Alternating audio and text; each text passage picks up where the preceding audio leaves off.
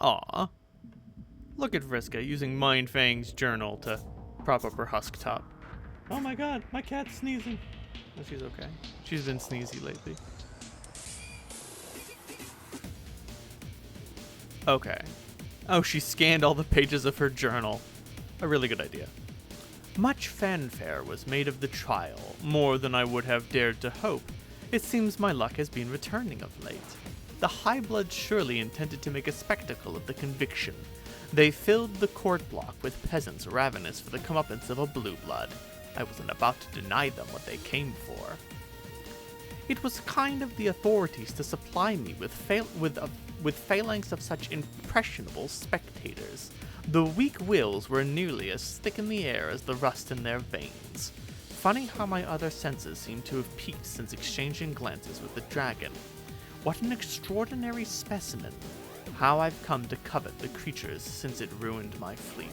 I know too well the whispers of a dangerous new infatuation when they beckon, but I digress.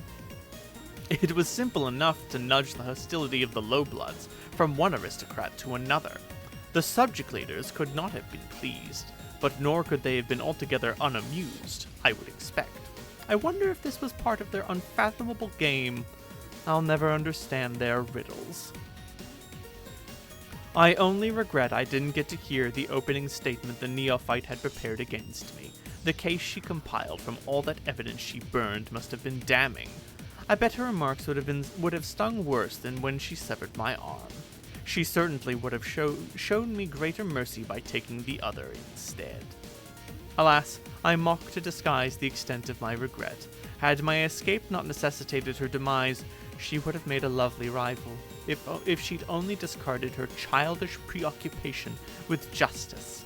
We might have been a striking scourge. Had we inched blacker, we'd have torn red miles across the land and sea. Unfortunately, the only miles to be found through her bureaucratic calling were those of red tape. When so ensnared, one is eventually bound to be choked. With the court block cleared, all that remained to obstruct my freedom was his honorable tyranny himself. Upon reflection, Red Glare showed the foresight of a true seer in thieving my arm before the trial. It permitted a fair fight. I don't think we ever get a real, true understanding of what his honorable tyranny is. Originally, I had considered that it was supposed to be Karkat's ancestor, but as it turns out, that's not the case. Black blood, perhaps.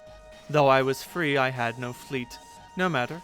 With the gamblings decimated, I'd embraced the turn in fortune and pledged to put my sea-grifting ways behind me. With any luck, the skies will be my future. My thoughts again returned to the dragon. But first, I was in need of temporary refuge. I sought it with the expatriate. He owed me for the sweeps of protection I provided after his brazen defiance of the High-Bloods. It was perhaps the only such courageous stand ever taken against a superior by one of his supercilious pedigree, and I'd not have bothered sticking my neck out for another, but the admiration he'd won naturally wore thin as he persistently bemoaned his treason and banishment, and I was saddened to find this habit holding strong even now. I wonder if he still believes she was worth it. Repairing my arm would go a little further in squaring his debt with me. Even if I came with both intact, I might have ripped one off and put him to the task just to salt his blubbering. Darklear was always a skilled mechanist, and the work provided an adequate distraction. So pacified, he listened to what I had to say about my recent travails with the law, Pyralspite, and what I'd come for in truth, the treasure he'd been keeping safe for me. But not a broken horn. Interesting. I cradled the oracle in my synthetic hand, as if appraising by weight the mystic qualities it still concealed. With my vision eightfold seared away, I was blind to its secrets, as the old doctor was to present whereabouts. I'd learned to keep it cloaked from the awareness of the man who once called me his protégé, a backhanded term of endearment from a smug manipulator. Locating his so-called dark pockets was the only gambit I had in countering his milk-tongued doublespeak. The expatriate, for indiscernible reasons, seemed naturally surrounded by such a void in the doctor's awareness, and so was uniquely fit to inherit the orb. The doctor could not see his treasure, nor I into it. seems like the benefit of void players. Insofar as, like, Equius was a void player, therefore he projects a field, he projects his own little personal blackout.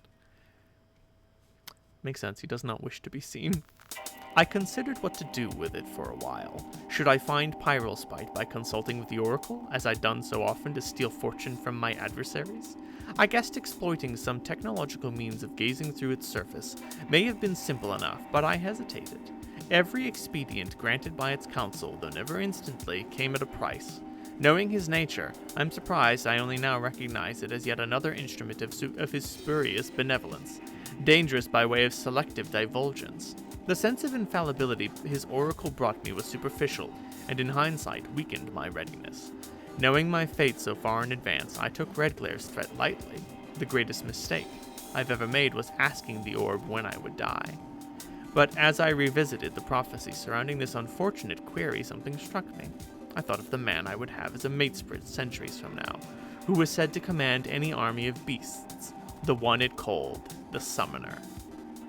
So yeah, I feel like this is also saying the orb only tells you what Scratch wants you to know, which is never good. Like, no. Yes, it's always correct. Don't listen to it. Or don't ask it. Oh, hey. Got some artifacting there. Oh, hey, it's Tavros' ancestor, presumably.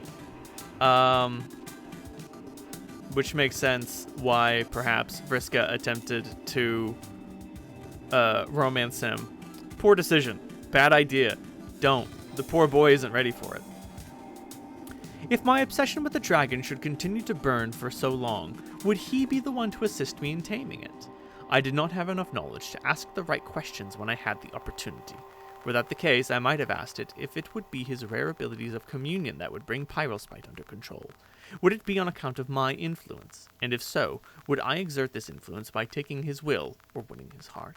These are details I would have given no second thought in drawing from the orb. My curiosity a force usually too much to quell. But now. I've thought of the Summoner often. I've been troubled to know that as one so common-blooded, he could not possibly have hatched yet, nor will he wriggle from the caverns for many sweeps. So I must have patience to take up my role in his story of heroism. It is a tale which reads to me as though lifted from a child's story, yet I know I'd be a fool to doubt its veracity entirely. He would rise through the ranks of the Cavalry Reapers and assume command, having proven the most skilled and fearless of them.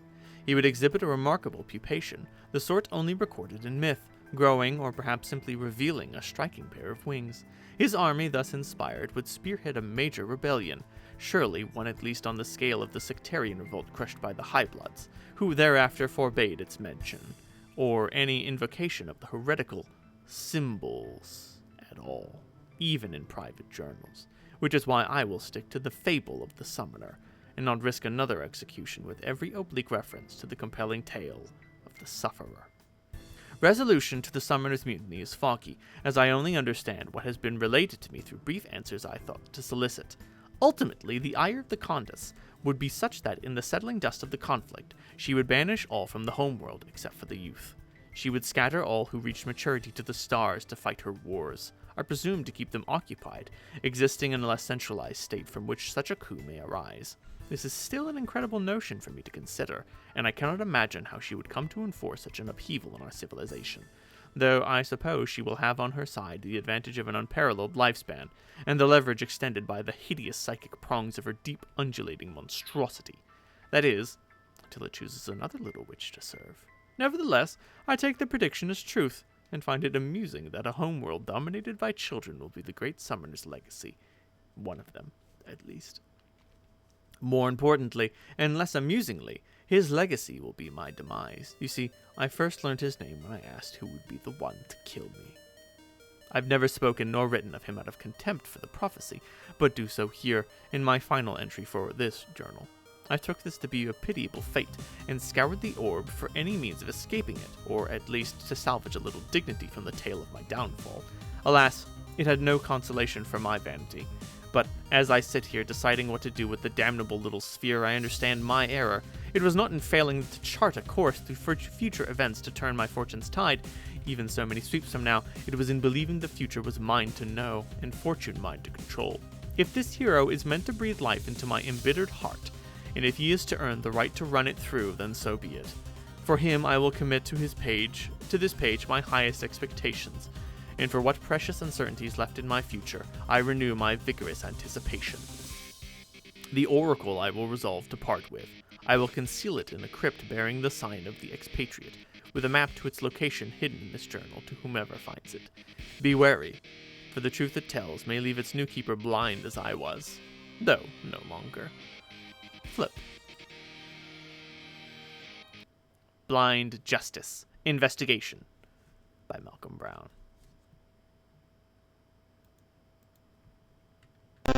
Objection! This is...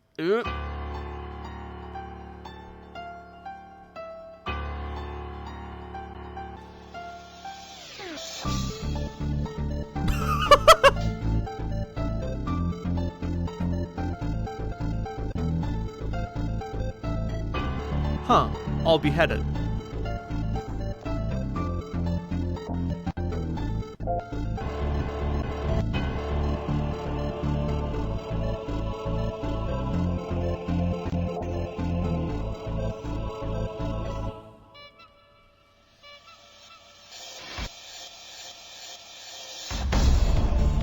Hey, Red Glare. Nice outfit. Same to you, Friska. As much as it pains me to admit, your fruity orange fairy suit smells delicious. Thanks! I see you finally wised up and started taking this rivalry seriously. It's hard to antagonize you properly while you weren't wearing that outfit. I'm not in character, this is serious business, Friska. See? I brought my deadly cane sword, my cool coin, and everything. Yes, I can see that. So you've come for revenge, then. I thought we settled this all a long time ago. No, not revenge. Justice. For the despicable murders of our innocent friends. Murders? Like plural? Vriska, please, do not try to deny it. I found the evidence. Tavros, Nepeta, even Gamzee? Vriska, really? Gamzee? Gamzee isn't dead, you dope. He flipped out or something, and now...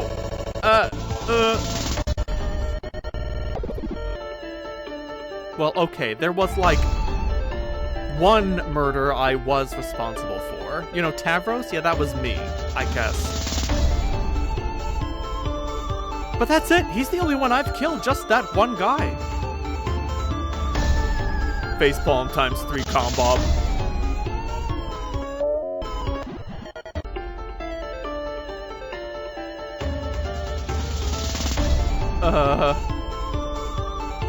He will follow your sugary pixie trail with his keen canine snout. I've already seen this consequence in my mind's eye. Fascinating. Why don't you tell me your terms already? Forget my pixie trail. At this rate, my snoring will lead him to us. What I propose is simple. I flip. Heads, you stay. Scratch, you go. You're kidding, right? You want luck to decide this? Maybe you forgot who you're dealing with. I'm the Thief of Light. You really expect me to lose a coin flip? I've got all the luck, remember? I did not forget. What will it be, Marquise? Just flip the fucking coin, neophyte.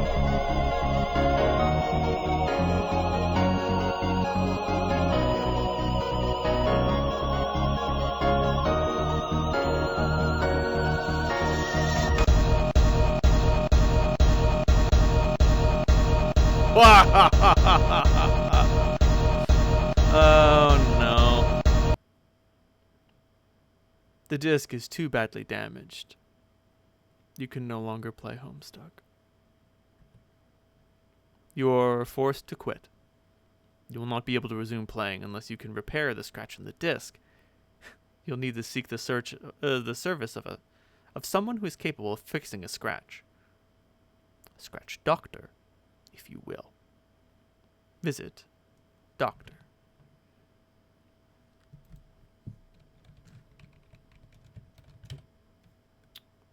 Hold on.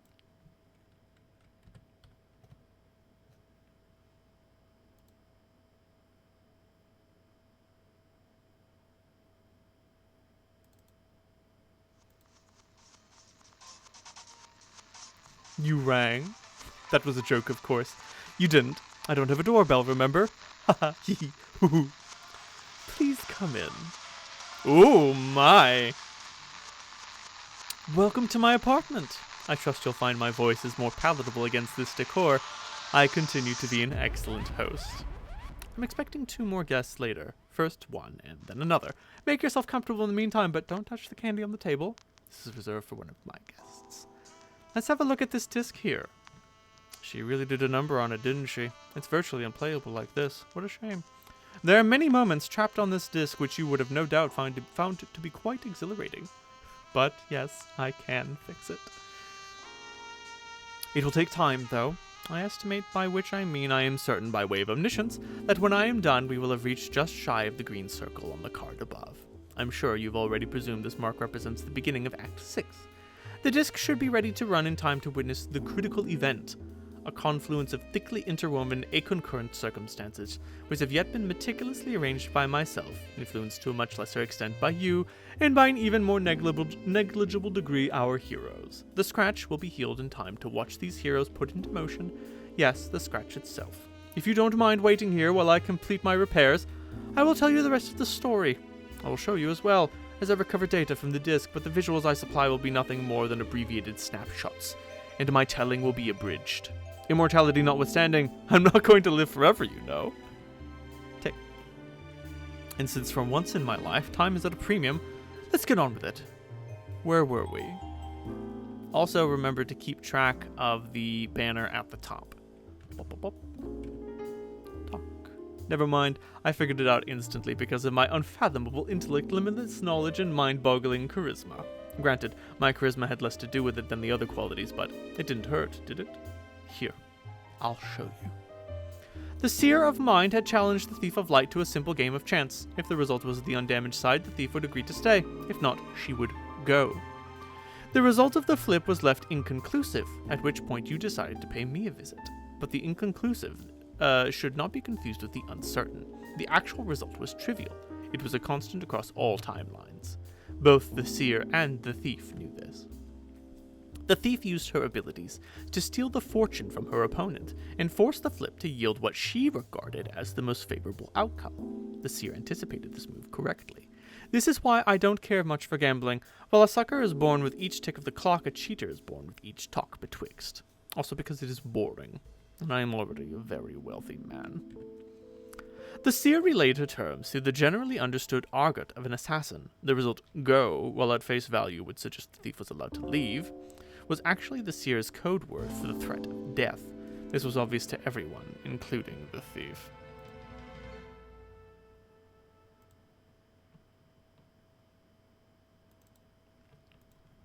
Talk. While the thief turned to fly away, making a show of claiming her prize, the seer would stab her in the back the moment her guard was dropped. This was her plan. Not a particularly clever tactic in its own right, but its ingenuity didn't dwell in the novelty of the ruse, nor even the neutralized probabilities in the game of chance. Psychology was in play. Naturally, the thief knew this was her intent all along. She knew the seer would have understood the outcome to be rigged, and that she likely intended to kill her as a consequence of the fixed result. This was to be seen as an implicit dare to the thief to allow the flip to fall fairly, something which the seer knew the thief's ego would never allow. And the seer knew that the thief knew this all too well. Just another pair of cheaters attempting to play with their cards face up. Amateurs. Each was gambling not with any vehicle of probability which had been eliminated from the equation, but with each other's intentions. The thief indeed took the seer's bait, stealing the luck needed to effect the flip in defiance of her dare, and in turning to leave she then posed a dare of her own to the seer, challenging her to back up the implied threat. This was the thief's gamble. She wagered the seer would not be able to go through with it. It turns out she was right. So ends a tale of rivalry. Well, almost. There's a bit more, but in order to understand its proper conclusion, we should first catch up with another of my protégés, from whom I'm expecting a message shortly. The other seer. The other hero of light. Talk. Tick. Talk. Talk. Round 2. Here we left our human hero of light. Ogloperry! She flew away to take vengeance on the noir this side of the scratch. That is, the one less angry and dangerous, the one not yet unmotivated by a compelling duel. Compelling, but not particularly challenging. The seer would not win this duel. My apologies if this spoils the outcome for you. I can't speak as discreetly about such matters against this canvas. I warned her. I warned my neophyte protege not to stare into that ball. I told her about stairs.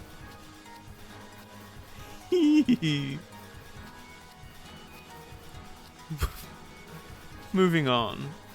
I'll remind you that the pacing of this account will be characterized by a reduction in granularity from what you've come to expect by way of an undamaged disc. You will imagine the remainder of the duel to be sensational, and I will continue my steady distribution of facets as if they were pieces of candy poured from a bottomless white hemisphere. The duel ends, the seer dies, the slayer departs, the heir comes back to life. This outcome was hardly a point of suspense. It would be disingenuous of me to present it as such, and I will not belittle your intelligence, which is the tawdry narrative ploy. It would be rude, and I am too well dressed for that kind of behavior. If there truly stood some chance of permanence to the heir's corpsehood, I can hear you asking, how could this moment later come to pass? And for that matter, what sort of story would this be with our human hero of breath made to stay a cadaver? Definitely not one the Alpha timeline would allow. And what sort of spectator would you be if you'd forgotten the terms ruling the conditional immortality to be one with his previous similarly unceremonious impaling? He'd done nothing to earn martyrdom, by which we might laud his fall as heroic, nor had he tasted notoriety to secure a death one may parse as just. And while I can't give you my assurance, I'm reasonably convinced this much. When the hero of breath dies for good, it won't be as a scoundrel, but not for lack of a devoted mentor.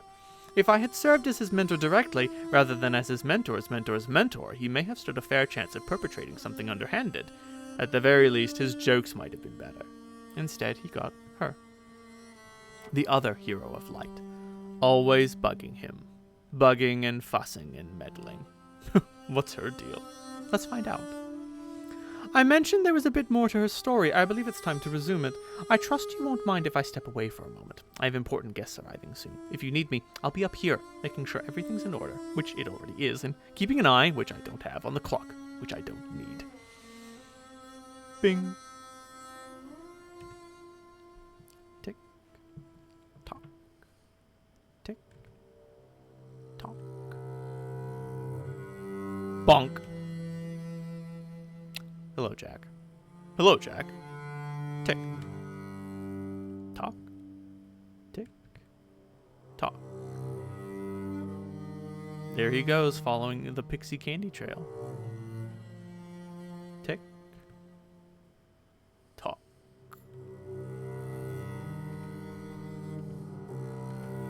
There we go. Scratch bending up the horse hitcher.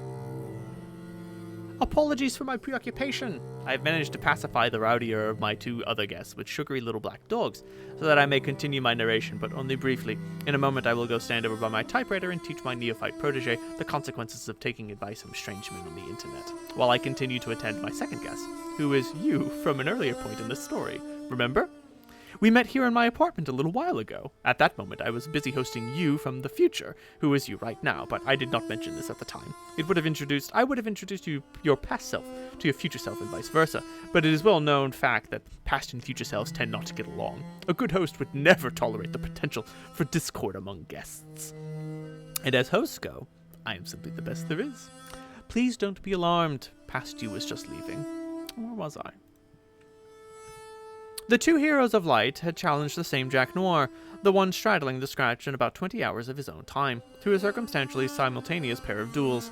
Circumstantial simultaneity is a concept more complex than its temporal analog, and is valuable for examining the properties of paradox space. It is the agent responsible for the major cosmic events which pre-extinction Alternians came to refer to as the Great Undoing. The same concept rules the innumerable lesser events by which this critical moment shall be catalyzed, including the break, my employer's arrival, the detonation of a very powerful bomb, and my own death. It is an abstraction weaving together the fortunes of otherwisely perfectly disparate chronologies, such as those bound to a pair of distinct sessions. It's not fully comprehensible to a mortal mind, and the length I will go to explain it to you will not extend beyond this sentence. But the story will. The slayer was, for the moment, unmotivated by the thief's motion for a compelling duel. This side of the scratch, he opted for a more ruthless and calculating policy of extermination. On his arrival, not about to repeat the mistakes leading to his banishment, he quickly obliterated all 12 planets, followed by Prospit and Durst to weed out those who might outsmart him in the same manner. With as little fanfare, he seized the opportunity to follow the thief's trail quickly before it dissipated, and destroyed their hideout in the Vale.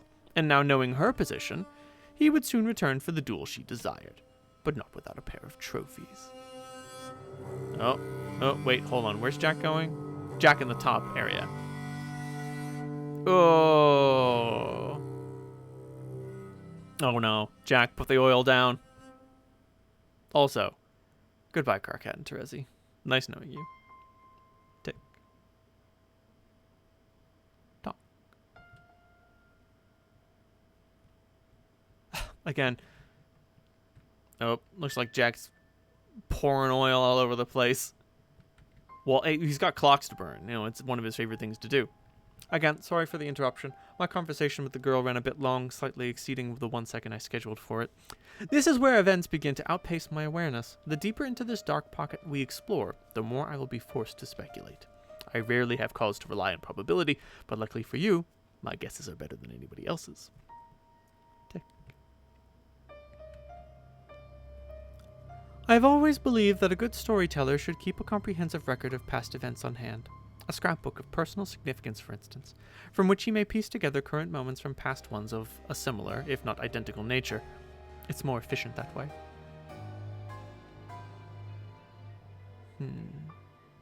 It's also logical, since there is essentially nothing new in paradox space. Everything that can happen is either a visual or substantive reproduction of something which has already transpired on a timeline offshoot, or otherwise. If I'm going to speculate on this duel, I might as well make use of earlier clippings. For the Slayer, this was round 1 against the Hero of Light. Oh. All I really need to do is flip it turnways, like so. And so we have. Jack. Jack, what are you doing? Oh, God. The thief would probably roll her dice. And just as probably, due to her impressive hoard of stolen fortune, she would have a 100% chance of rolling the most favorable result. Ordinarily, this result would be almost impossibly improbable. The odds of the roll would be 1 in 16,777,216 to be specific. And to be less specific, 1 in 8 to the 8, where y equals 8. Hehe. Huh. He's refilling the bowl of Scotty dogs. Tick. Fire alarm, eh? Talk. Tick. Hey, Matchsticks. It's been a while. We never even got to see you in the Felt intermission. Talk. Ancestral Awakening. In round 2, the Slayer would not be merely compelled. Hey, Clover. But challenged, if my guess is right. Challenged by one claiming godhood before reaping the prodigious spoils from striking down a formidable endgame foe. One with the guile of a cheater, the luck of a Clover, the hubris of her mentor, and the drive known only to the pathologically competitive. I believe he'd be challenged, yes. But not outmatched. As one who shares the Slayer's source of power, my projection must give him the unambiguous advantage. But even so, while I continue to not be a gambling man, that didn't stop being a thing that was true or anything. I'm reasonably sure that if I was, I wouldn't bet against her. But, moving on. Oh no, matchsticks! So, it's entirely plausible that Vriska could kill Slayer Noir. But that means Terezi and Karkat die. Everyone's dead. We didn't see Gamzee's corpse, so now there are only 2 trolls left. And we don't see Kanaya's corpse either. So, but the meteor did explode. Still not good. Moving on. Oh no, matchsticks! Oh no! Crowbarred. Let's pull back from this ever-narrowing dark pocket. All this uncertainty is wearing thinner than the only pair of pants in an immortal's wardrobe. I've never much enjoyed navigating the vortices of alternative possibility. The path which alone has my absolute mastery is the Alpha timeline, a continuum I define as that which boasts exclusive rights to both to my birth and to my death. So, two circumstantially simultaneous events. Any divergence from this path, to my knowing, will taper into blackness like rotting roots. And if I was a seer, such offshoots would be fully within my domain. And if I was a seer of mind in particular, synaptic causality would be my specialty. A seer of mind would have given you a more reliable account, perhaps. But then she would do many things I would not. Tick. A seer would support her allies in battle, not with her weapons, but her vision. She would sift through the dross of her comrades' poor tactical inclinations and examine the grim consequences. A seer would not charge into the fray headlong, but direct it as a conductor with a baton. She would have the sight to eschew the obvious gambits, and find the path to victory disguised cleverly as setback or even imminent defeat. She would behold the fortunes of friends and foes in totality, and appraise the contrivance of luck itself. She would know its mines were not to be plundered, but simply explored and charted very carefully. Talk. A true seer would know where luck is a given, where it is absent, and most importantly, where it does not matter at all. And she would know victory doesn't matter in a reality where all else is doomed to fail. Oh god, hello Quarters, we didn't get to see you either. Oh god, okay, I guess I see why you're a member of the muscle of this gang. What sort of story would this be with our knight and seer made to stay cadavers? Certainly not one the Alpha timeline would allow. And not one she'd allow either. Oh, goodbye, Jack. Oh, fuck. Bliat.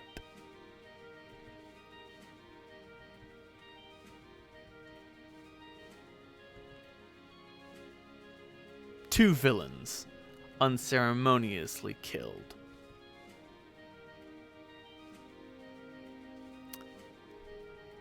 But that's just a vortice of possibility.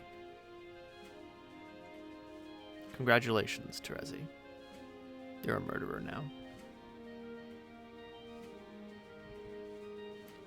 So you think you're so cool. Bro, sloppy makeouts now on the roof.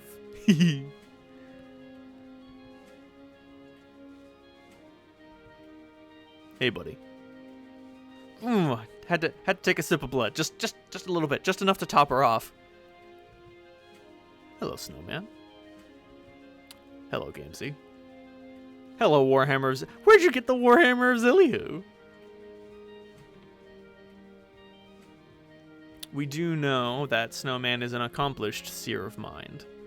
One of her many abilities.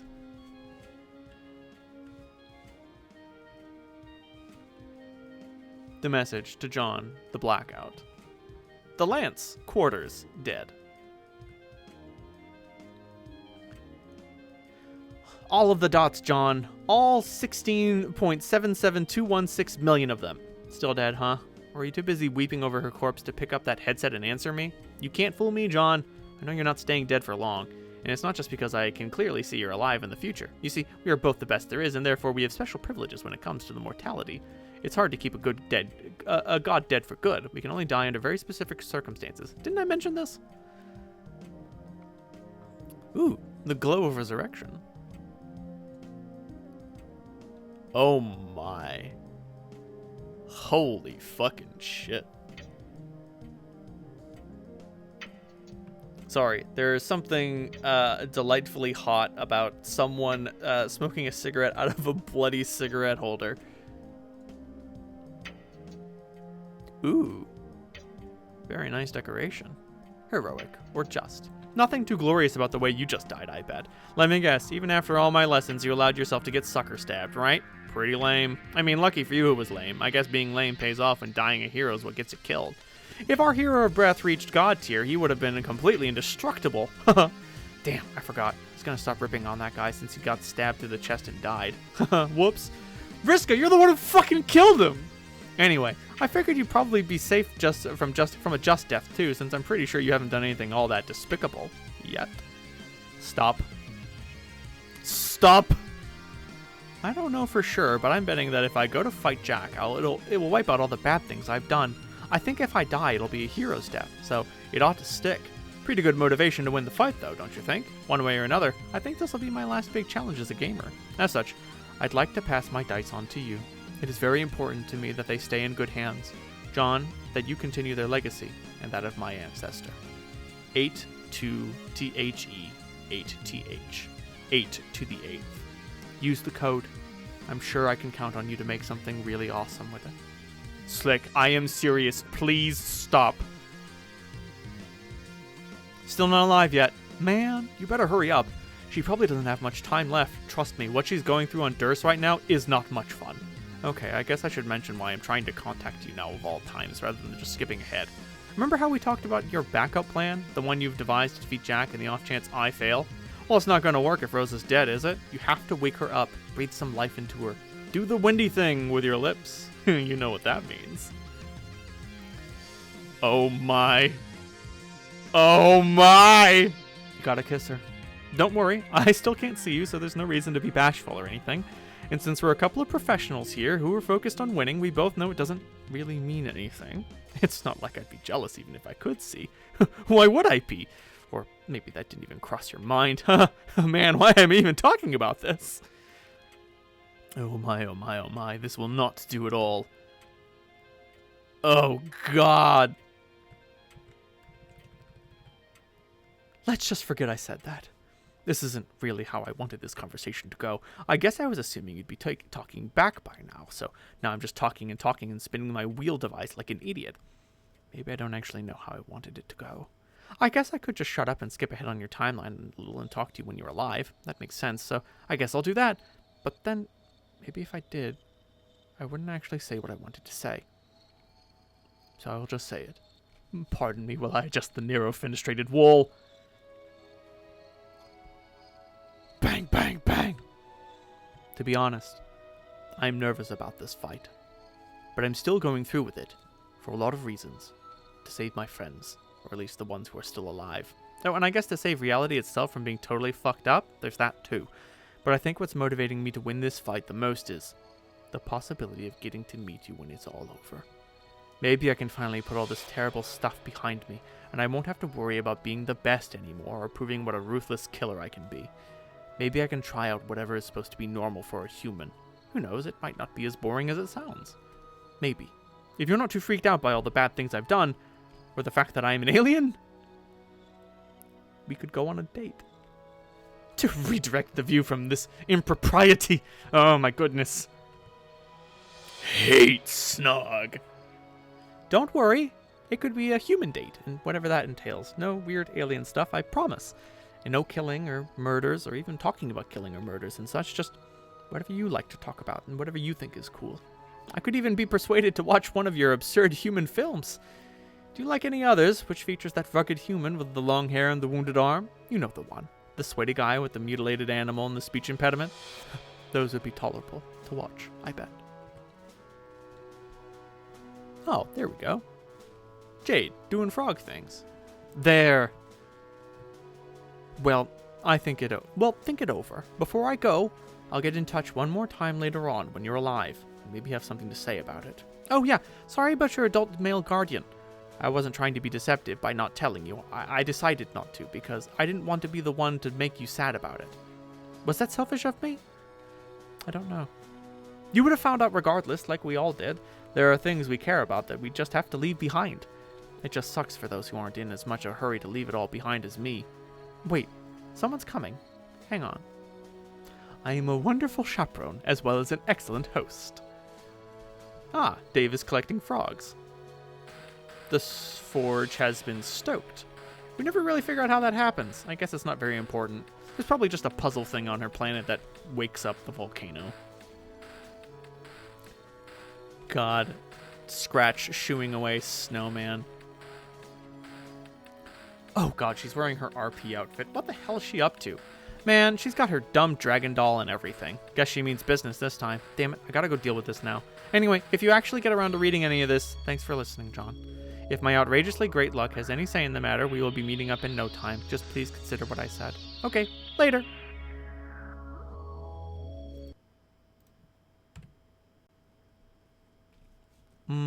Yes.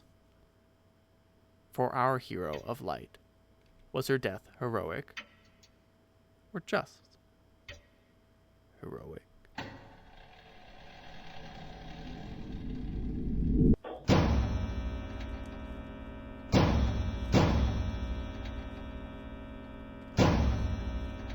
I guess we might not know. Make up your own decisions. Don't let the clock tell you what to think. Stop. Clocks destroyed. 1001 out of 1,000. Facepalm ×0 combo. Oh, for crying out loud.